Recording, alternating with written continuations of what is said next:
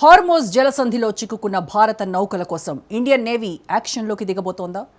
చమురు నౌకలను ఎస్కార్ట్ చేస్తానని అమెరికా చేతులెత్తేసిన వేళ భారత్ కీ రోల్ ప్లే చేయబోతోందా? ప్రస్తుత పరిణామాలు చూస్తుంటే అవుననే సమాధానమే వినిపిస్తోంది. హార్మోజ్ నుంచి భారత నౌకలు వెళ్లేందుకు ఇరాన్ అనుమతించినా ఆ ధైర్యం చేయలేకపోతున్నాయి.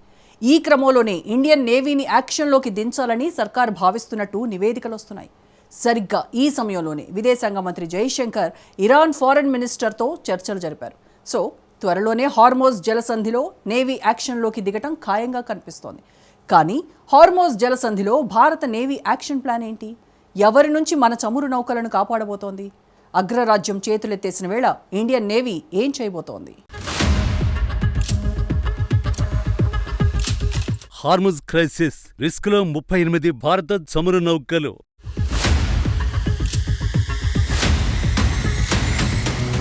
చేతులెత్తేసిన అమెరికా, యాక్షన్లోకి ఇండియన్ నేవీ.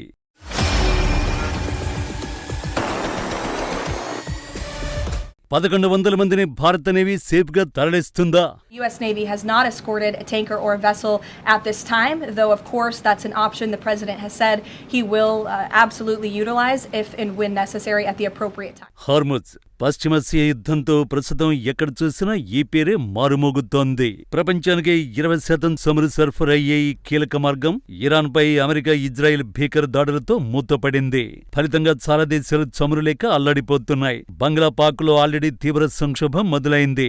చాలా దేశాల్లో వ్యవస్థలు ఎక్కడికక్కడ స్తంభించిపోతున్నాయి. చాలా దేశాలకు చెందిన చమురు నౌకలు పర్షియన్ గల్ఫ్ ఆఫ్ ఒమన్లో హార్ముజ్ జలసంధిలో బిక్కుబిక్కుమంటున్నాయి. పశ్చిమాసియాలో యుద్ధం ముగిస్తే తప్ప ఆ జలసంధిని దాటే ధైర్యం చేయలేకపోతున్నాయి. సరిగ్గా ఇలాంటి సమయంలోనే అమెరికా కీలక ప్రకటన చేసింది.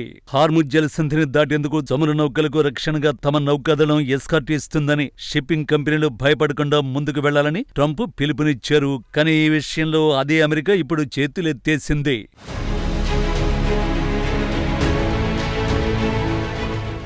మార్చి 10న అమెరికా ఇంధన శాఖ మంత్రి క్రిస్ రైట్ మా నౌకాదళం విజయవంతంగా ఓ చమురు నౌకకు ఎస్కార్ట్ ఇచ్చింది అని ఎక్స్లో పోస్ట్ చేసి కాసేపటిగా దానిని డిలీట్ చేశారు. దానిపై అమెరికా ప్రెస్ సెక్రటరీ ఇచ్చిన క్లారిటీ ఇది. ఇప్పటి వరకు అమెరికా నౌకాదళం ఎలాంటి వాణిజ్య నౌకలకు ఎస్కార్ట్ ఇవ్వలేదని స్పష్టం చేసింది. ప్రస్తుతానికి ఆ ప్రాంతంలో దాడుల ముప్పు ఎక్కువగా ఉందని, ఎస్కార్ట్ ఇచ్చే అంశాన్ని పరిశీలిస్తున్నామే తప్ప ఇంకా అమలు చేయలేదని చెప్పింది. అంటే మాటల్లో చెప్పినంత వేగంగా అమెరికా క్షేత్రస్థాయిలో చర్యలు చేపట్టలేకపోయిందని అర్థం చేసుకోవచ్చు. భవిష్యత్తులో చేపట్టలేదని అర్థం చేసుకోవచ్చు. ఇక్కడ సమస్య ఏంటంటే ఆ ప్రాంతంలో మన దేశానికి చెందిన చాలా నౌకలు చిక్కుకుపోయాయి. 1100 మంది సేలర్లో ఉన్న 38 చమురు నౌకలు హార్ముజ్ జలసంధిని దాటలేక బిక్కుబిక్కుమంటున్నాయి. ఇక్కడే జైశంకర్ సీన్లోకి వచ్చారు. ఇరాన్ విదేశాంగ మంత్రితో కీలక చర్చలు నిర్వహించారు.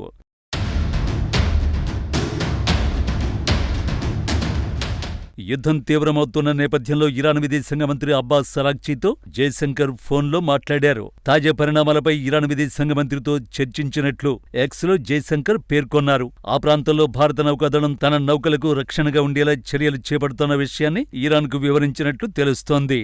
టెక్నికల్ సమస్యలతో ఇబ్బంది పడుతున్న ఇరాన్ నౌక ఐరిస్ లావన్ నౌకను భారత్ మానవత్వ దృక్పథంతో కొచ్చి పోర్టులకి అనుమతించిన విషయాన్ని చర్చల్లో ప్రస్తావించారు. ప్రతిగా ఇరాన్ కూడా భారత చమురు నౌకల పట్ల అవే సంకేతాలు ఇవ్వాలని కోరినట్లు తెలుస్తోంది. దౌత్య మార్గాల్లో సమస్యను పరిష్కరించుకోవాలని, హింసను నివారించాలని జైశంకర్ సూచించారు. సరిగా ఇలాంటి సమయంలోనే మరో వార్త వెలుగులోకొచ్చింది. హార్ముజ్ జలసంధిలో చిక్కుకున్న భారత నౌకలను సేఫ్గా తీసుకురావడానికి నేవీని పంపాలని కేంద్రం ప్లాన్ చేస్తుందన్నది ఆ వార్త. తమ వాణిజ్య నౌకలకు రక్షణ కల్పించాలని విజ్ఞప్తులు రావడంతో ఈ దిశగా పరిశీలిస్తున్నట్లు తెలుస్తోంది.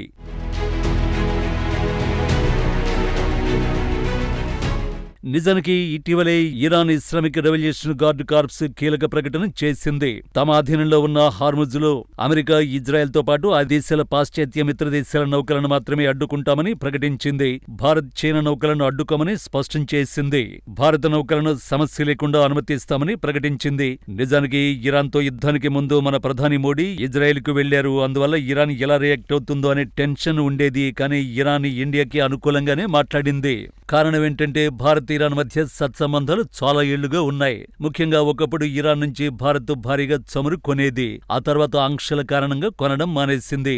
అయినా ఇరాన్ ఇండియా పట్ల కోపంగా లేదు. పరిస్థితిని అర్థం చేసుకుంది. అన్ని కుట్రల వెనుక అమెరికా ఉంది అని గ్రహించింది. అందుకే భారత్ కు రిలీఫ్ ఇచ్చింది.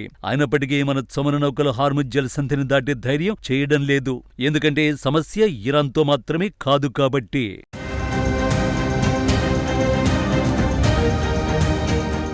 హార్ముజ్ నుంచి చమురు నౌకలు సేఫ్ గా రావడానికి 4 అడ్డంకులున్నాయి. వాటిలో మొదటిది క్రాస్ ఫైర్.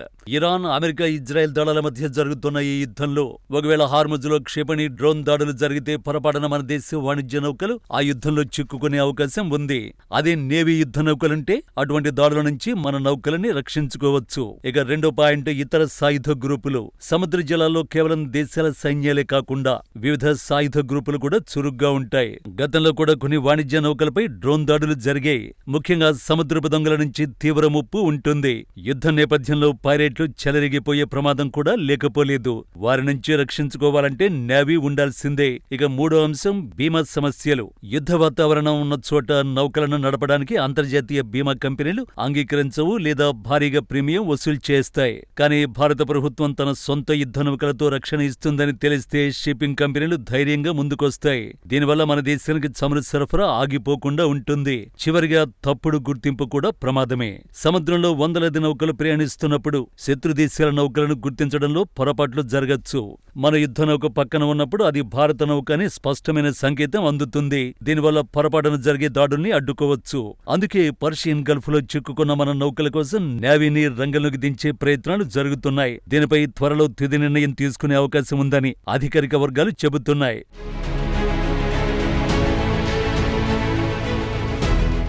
నిజానికి ఈ తరహా ఆపరేషన్లు ఇండియన్ నేవీకి కొత్తేం కాదు. గతంలో పైరేట్ల దాడుల నుంచి చమురు నౌకలను రక్షించిన హిస్టరీ మన నేవీకి ఉంది. అంతెందుకు 2019 నుండే మన నౌకల రక్షణ కోసం ఇండియన్ నేవీ ఆపరేషన్ సంకల్ప్ పేరుతో హార్ముజ్ జలసంధిలో నిఘా ఉంచుతోంది. ప్రస్తుతం ఉన్న యుద్ధ వాతావరణం దృష్ట్యా ఈ ఆపరేషన్ మరింత ఉధృతం చేసి మన నౌకలకు రక్షణ కవచంలా యుద్ధ నౌకల్ని పంపాలని కేంద్రం భావిస్తోంది. ఒకవేళ ఇండియన్ నేవీ రంగంలోకి దిగితే 38 చమురు నౌకలు భారత్కు రావడం కాదు, వాటిలో చిక్కుకుపోయిన 1100 మంది సిబ్బంది కూడా సేఫ్ గా భారత్ కు చేరుకుంటారు. కాబట్టి త్వరలో ఆ దిశగా నిర్ణయం తీసుకునే అవకాశాలు ఉన్నాయి.